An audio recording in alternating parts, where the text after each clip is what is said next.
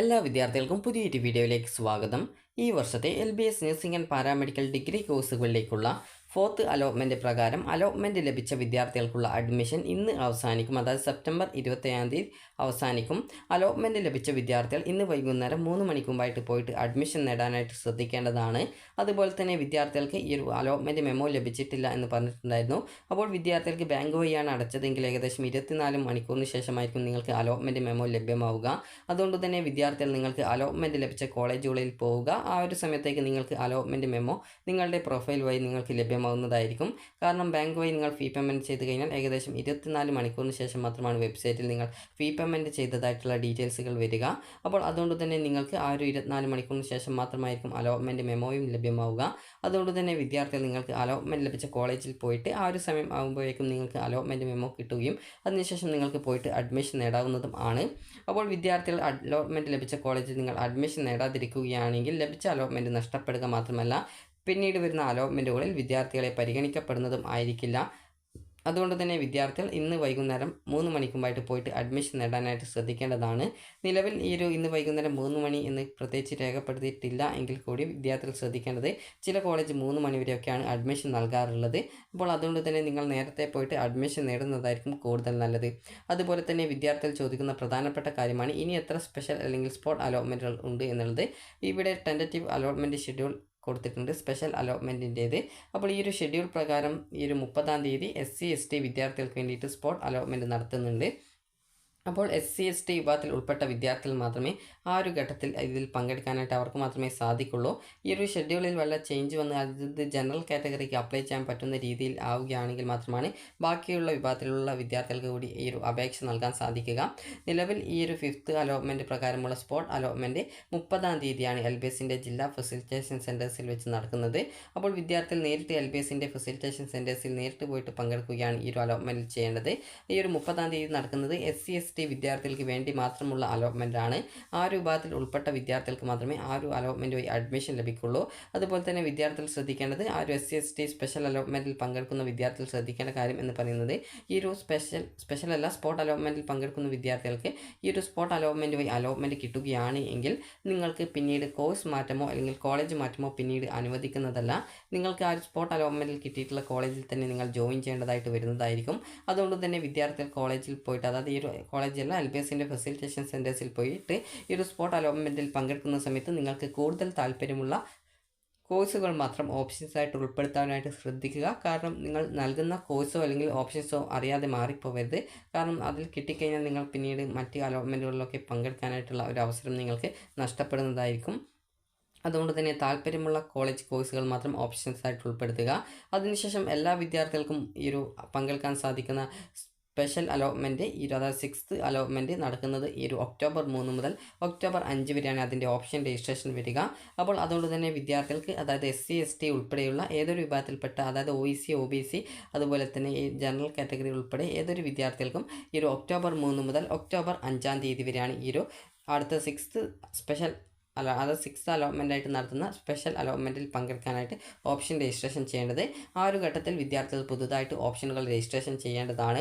അതുപോലെ തന്നെ വിദ്യാർത്ഥികൾ ശ്രദ്ധിക്കേണ്ട പ്രധാനപ്പെട്ട കാര്യം പല വിദ്യാർത്ഥികളും ചോദിച്ചതാണ് നിലവിൽ ഏതെങ്കിലും ഒരു കോളേജിൽ അലോട്ട്മെൻറ്റ് കിട്ടി ആ ഒരു കോളേജ് സാറ്റിസ്ഫൈഡ് ആയിട്ടുള്ള വിദ്യാർത്ഥികൾ ഹയർ ഓപ്ഷൻ റിമൂവ് ചെയ്യണോ എന്നുള്ളത്. ഹയർ ഓപ്ഷൻസ് ഒന്നും റിമൂവ് ചെയ്യേണ്ടതില്ല. നിങ്ങൾ ചെയ്യേണ്ടത് നിങ്ങൾക്ക് അലോട്ട്മെൻറ്റ് കിട്ടിയ കോളേജിൽ പോയിട്ട് അഡ്മിഷൻ നേടുക എന്നുള്ളതാണ്. അങ്ങനെ അഡ്മിഷൻ നേടിക്കഴിഞ്ഞാൽ നിങ്ങൾക്ക് പിന്നീട് ആ ഒരു സീറ്റ് കൺഫേം ആയി എന്നുള്ളത് നിങ്ങൾക്ക് ഉറപ്പാക്കാവുന്നതാണ്. അതുപോലെ തന്നെ വിദ്യാർത്ഥികൾക്ക് ഈ ഒരു പിന്നീട് ഹയർ ഓപ്ഷൻസ് നിങ്ങൾ ഇപ്പോൾ നൽകിയ ഓപ്ഷൻസ് ഒന്നും പിന്നീട് ഉണ്ടായിരിക്കില്ല. അതൊക്കെ ഈ ഒരു അലോട്ട്മെൻറ്റ് ശേഷം റിമൂവ് ചെയ്യപ്പെടും. അതിനുശേഷം പിന്നീട് വരുന്ന ഓരോ അലോട്ട്മെൻറ്റ് ഘട്ടങ്ങളിലും വിദ്യാർത്ഥികൾ പുതുതായിട്ട് ഓപ്ഷനുകൾ നൽകിക്കൊണ്ടിരിക്കണം. അപ്പോൾ നിങ്ങൾക്ക് താല്പര്യമുള്ള വിദ്യാർത്ഥികൾക്ക് ഇനി വരുന്ന സ്പെഷ്യൽ അലോട്ട്മെൻറ്റുകളിൽ പങ്കെടുക്കാം. അതുപോലെ തന്നെ കോളേജിൽ നിന്നും NOC സർട്ടിഫിക്കറ്റ് വാങ്ങിച്ച വിദ്യാർത്ഥികൾക്ക് SC/ST വിഭാഗത്തിലുള്ള വിദ്യാർത്ഥികൾ ആണെങ്കിൽ നിങ്ങൾക്ക് ഈ ഒരു 30 തീയതി നടക്കുന്ന LBSൻ്റെ ഫെസിലിറ്റേഷൻ സെൻറ്റേഴ്സിൽ വെച്ച് നടക്കുന്ന സ്പോട്ട് അലോട്ട്മെൻറ്റിൽ പങ്കെടുക്കാവുന്നതാണ്.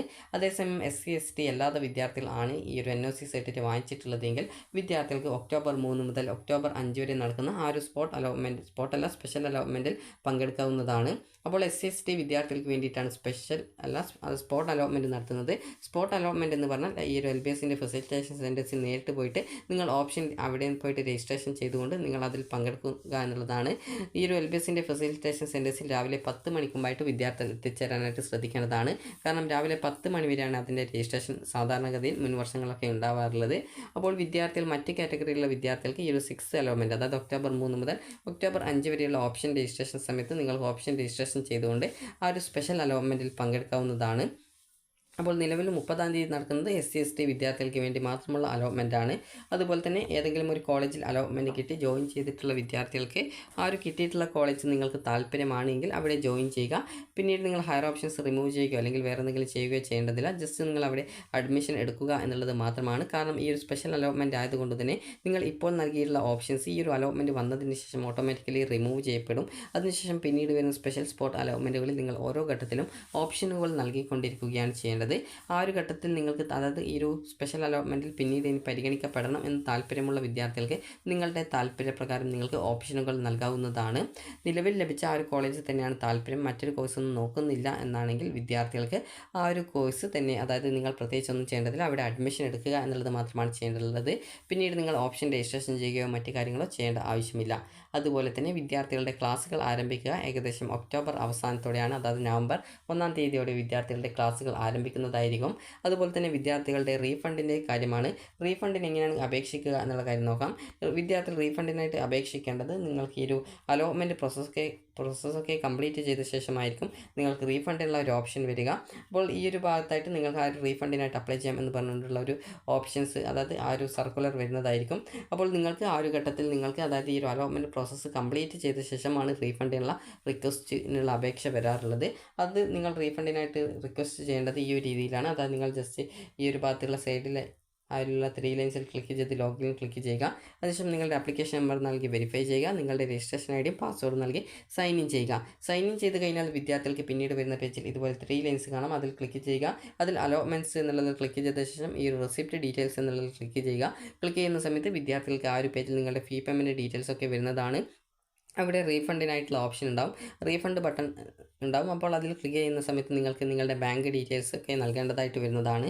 അപ്പോൾ നിങ്ങൾക്ക് അതിൽ ക്ലിക്ക് ചെയ്യുന്ന സമയത്ത് വിദ്യാർത്ഥികൾക്ക് പിന്നീട് നിങ്ങൾക്ക് അതായത് നിങ്ങളുടെ ബാങ്ക് ഡീറ്റെയിൽസ് അതുപോലെ തന്നെ എന്തുകൊണ്ടാണ് നിങ്ങൾ ഈ ഒരു റീഫണ്ടിനായിട്ട് റിക്വസ്റ്റ് ചെയ്യുന്നത്, അതായത് നിങ്ങൾ എക്സ്ട്രാ ആയിട്ട് അധിക ഫീസ് അടച്ചു പോയിട്ടുണ്ടെങ്കിൽ ആ ഒരു കാര്യം, അതല്ല നിങ്ങൾ അഡ്മിഷൻ എടുക്കുന്നില്ല അല്ലെങ്കിൽ നിങ്ങൾ അഡ്മിഷൻ എടുത്തിട്ടില്ല എന്നാണെങ്കിൽ ആ ഒരു കാര്യം, അതുപോലെ TC വാങ്ങിച്ചിട്ടുള്ള വിദ്യാർത്ഥികളാണെങ്കിൽ ആ ഒരു കാര്യം, നിങ്ങൾക്ക് എന്താണ് റീസൺ ഉള്ളത് ആ ഒരു റീസണും അതുപോലെ തന്നെ കൃത്യമായിട്ട് എഴുതുകയും അതുപോലെ എത്ര രൂപയാണ് റീഫണ്ടിനായിട്ട് ഉള്ളത് എന്നുള്ള കാര്യം കൂടി കൃത്യമായിട്ട് രേഖപ്പെടുത്തി ആ ഒരു കൺഫർമേഷൻ നടത്തി കഴിഞ്ഞാൽ നിങ്ങൾ നൽകിയിട്ടുള്ള ബാങ്ക് അക്കൗണ്ടിലേക്ക് 3 മാസത്തിനുള്ളിൽ പൈസ വരുന്നതായിരിക്കും, റീഫണ്ടായിട്ട് വരുന്നതായിരിക്കും.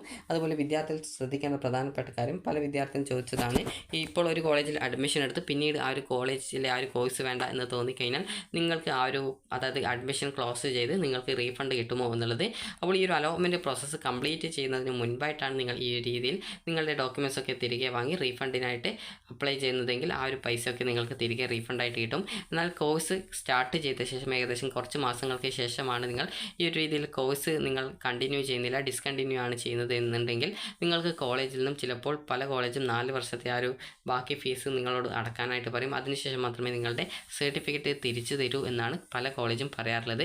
കേരളത്തിന് പുറത്തൊക്കെ ആ ഒരു രീതിയിലാണ് ഉണ്ടാവാറുള്ളത്. അതായത് നിങ്ങൾക്ക് നൽകിയിട്ടില്ല, അതുപോലെ കേരളത്തിനകത്തായിരുന്നാലും ഇതേ രീതിയിൽ തന്നെയാണ്. കാരണം അഡ്മിഷൻ പ്രോസസ്സ് കംപ്ലീറ്റ് ചെയ്ത ശേഷം നിങ്ങൾ ചിലപ്പോൾ പൈസ ഇല്ലാത്തത് കാരണമായിരിക്കാം നിങ്ങൾ റീഫണ്ടിനായിട്ടോ അല്ലെങ്കിൽ ആ ഒരു കോഴ്സ് ഡിസ്കണ്ടിന്യൂ ഒക്കെ ചെയ്യുന്ന സമയത്ത് പിന്നീട് നിങ്ങളുടെ സർട്ടിഫിക്കറ്റ്സ് ഒക്കെ തിരികെ കിട്ടാനായിട്ട് നിങ്ങൾ ആ ഒരു 4 വർഷത്തെ കോഴ്സ് ഫീസ് മുഴുവനായിട്ട് അടക്കണമെന്ന് പല കോളേജും പറയാറുണ്ട്. അതിനുശേഷം മാത്രമേ സർട്ടിഫിക്കറ്റ്സ് ഒക്കെ വിട്ടുകൊടുക്കാറുള്ളൂ എന്നുള്ളത് കൂടി വിദ്യാർത്ഥികൾ പ്രത്യേകം ശ്രദ്ധിക്കുക.